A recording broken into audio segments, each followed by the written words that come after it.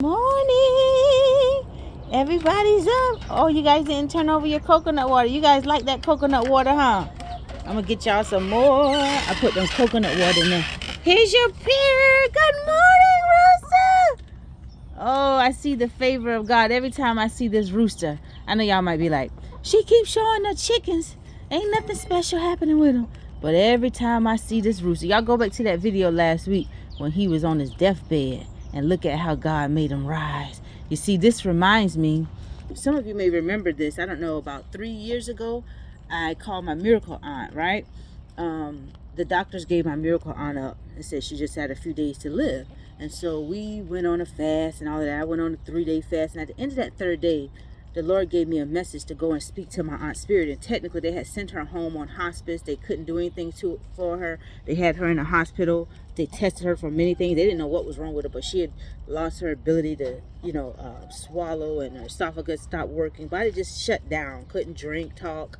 And so at the end of the third day fasting, the Lord gave me a message and told me to go and speak to her, speak the word to her, and remind her of what he did for Hezekiah. You remember when Hezekiah was on his deathbed, the prophet came and told Hezekiah to go ahead and get his house in order because he was going to go back.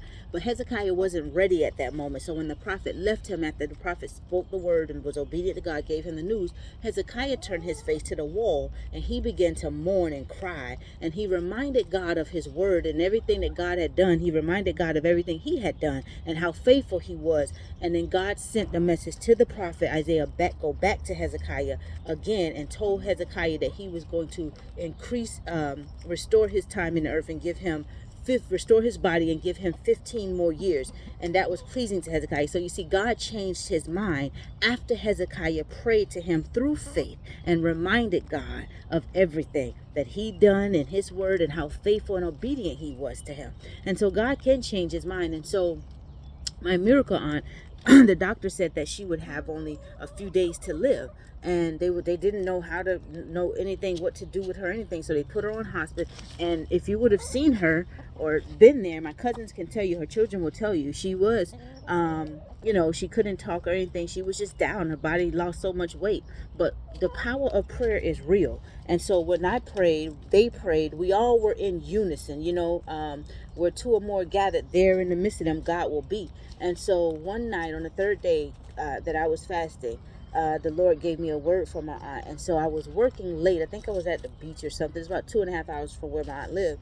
But my family, they waited for me to come. I told them I had a word for my aunt. And so when I finished my work, I headed down there. I didn't get there till late. Don't you try to get out of here. I didn't get down there until late. And so here. I got to go to work. Okay, I'm going to leave the rest of this for you guys. Let me go get some more coconut water. I'm going to give you guys some more coconut water today, okay? I'll be right back. You want more? And so, be right back.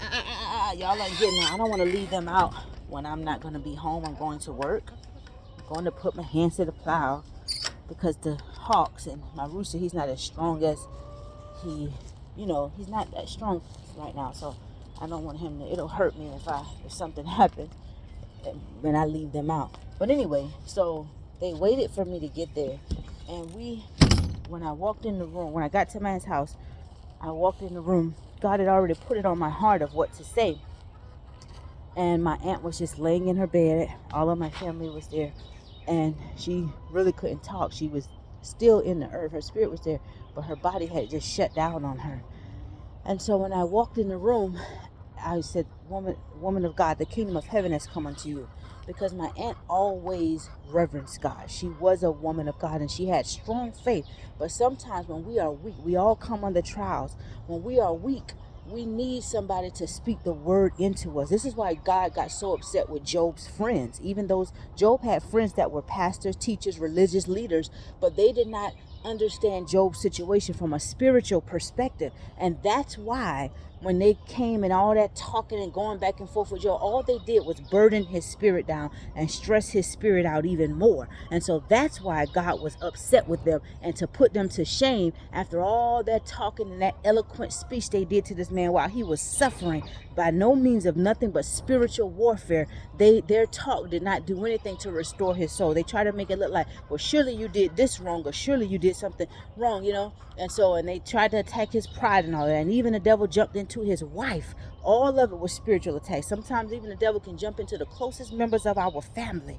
But if you are a generational curse breaker, you got to sit and figure this thing out and judge righteously. And sometimes you may have to just endure so that you can be that light that God is using to invoke change all around you, and even bring your family together. The family that was once divided and seemed so apart, it could be you that God will use to draw everybody together and show them perfect love. Introduce forgiveness and perfect love and healing within that same family union. Your work shall start right around you, right? So don't get too far gone and go off and become merchandise of these people who want to make merchandise of people through their trauma. Stick with God and the word of his God, and eventually you're going to see your purpose shall come to full fruition.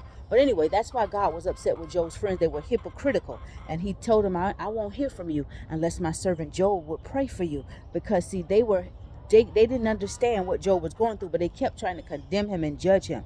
And so anyway, you need people to speak life sometimes into your spirit. And it's the spoken word is the most powerful word sometimes. And so when I walked into the room, that was my first time seeing my aunt in a while, and to see her in that condition, it really made me sad. But when I walked in, I said, "Woman of God, the kingdom of heaven has come unto you." And we were all surrounding by her bed, and we joined hands, and I just put my hand on her, and I spoke everything that the Lord had told me to tell her. I told her, and then I did what he told me to speak to her body.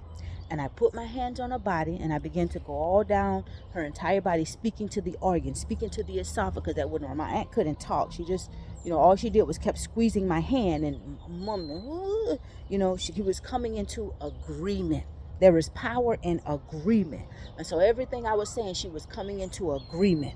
And this is a woman who was sitting there in the bed, lifeless, body really couldn't move, but she was a believer. And she kept squeezing. She kept squeezing with what little strength she had, right?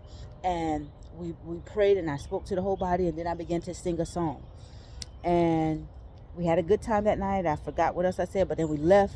When we left, the next morning I was to get up to go to work. Y'all know your little country bumpkin works 6 days a week. She gonna work now. I get it from my family. So anyway, the next morning when I was gonna get up to go to work, the Lord put it in my spirit to go and see my aunt.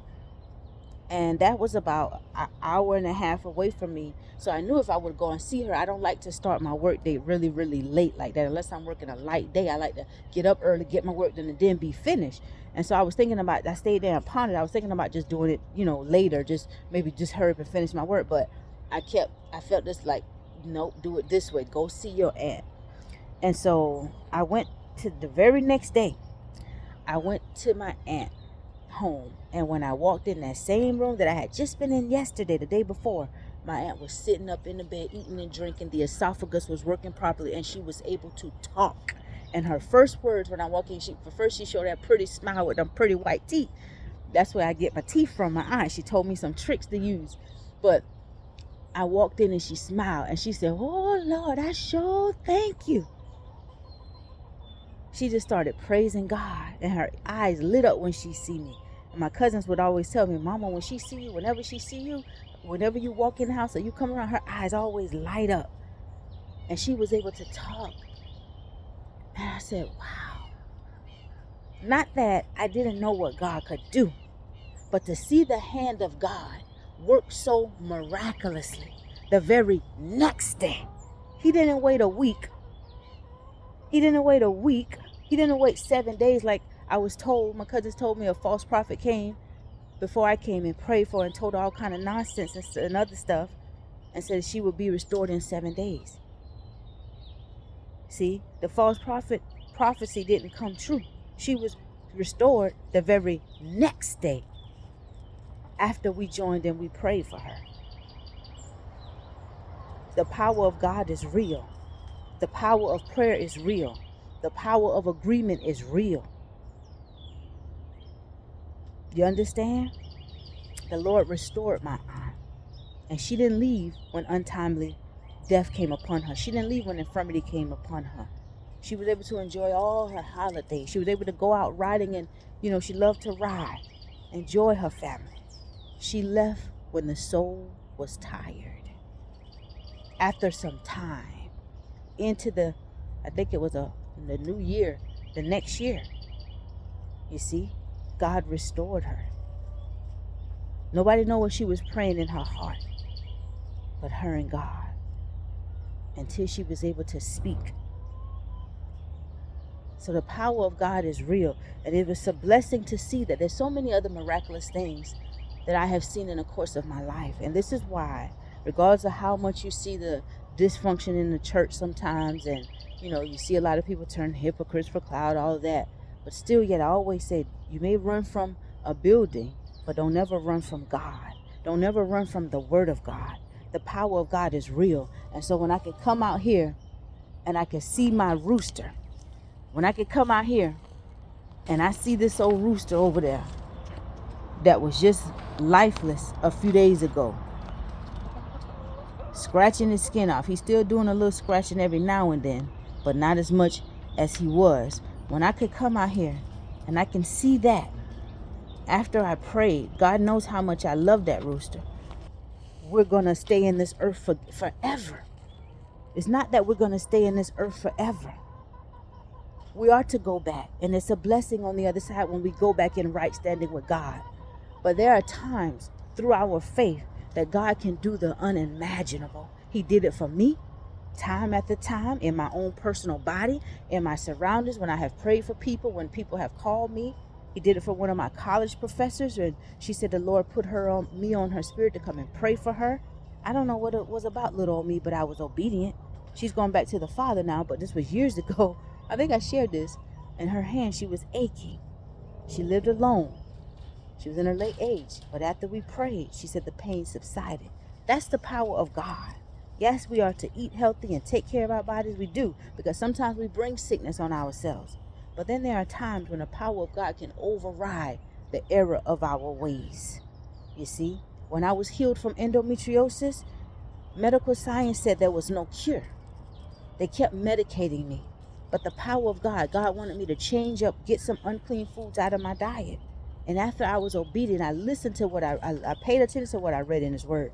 The pain subsided. God gets all that glory. Man would like to take the glory from God. And sometimes when men don't have faith, not just men, I'm talking about men, human, not just men, or men and women, humans. Sometimes when humans don't have faith, they have eyes, but they can't see. They won't believe in the power of God, right? They will deny the works of God, they deny the power thereof. From such you must turn away. Sometimes they'll try to find every way to discredit something miraculous that God has done in your life, because they don't really believe like that. But when you know what God can do, you're going to always stand 10 toes down. You're going to be a strong, mighty thing for God, and ain't nobody going to be able to shake your faith. When it's time for us to go back, we go back. It's a blessing. And there are some times when, we have to keep ourselves covered in prayer, because evil attacks are real. And for lack of knowledge, some of God's people have perished prematurely. And all thy getting, get knowledge, get understanding. And get away from those who deny the power of God thereof. They don't believe like that. But there's power in faith and prayer and believing. You have faith the size of a mustard seed. You can say to this mountain, be thou removed, and it shall go from you. I did it for my rooster. And if God can do that for a darn chicken, if God can restore a chicken for somebody, I don't know how much longer God gonna restore him for me. But he did it. You understand? He did it. He afforded me more time. He did it for my aunt. He afforded us more time. And her faith made her whole. See? I was just the mouthpiece. She came into agreement, and it was her faith. Sometimes you can pray for people and you can want them restored so bad, but they don't believe like you believe. I had a situation like that too. It was somebody who had, a lot of their heart really wasn't with me, and I prayed and prayed and prayed, and their heart really didn't believe like they would profess to believe. And you could tell when you pray for them, you feel drained and they don't come into agreement with nothing. And they don't get the answers to their prayers. You know, you must believe. Jesus said, if you have faith the size of a mustard seed, you can say to this mountain, be thou removed from this place and go yonder. Right? And so, anyway, I just want to, I don't know, I hope this encourages somebody this morning, but I'm encouraged this morning. And when I walk out here and I see my rooster still in the land of the living, and I ponder back over life of all the miraculous thing that God has done and is still doing within my life, you know, another day. So y'all be blessed. Another day that the Lord has kept me. Lord, you have kept me from all evil, and my mind stayed on Jesus. Have a blessed day.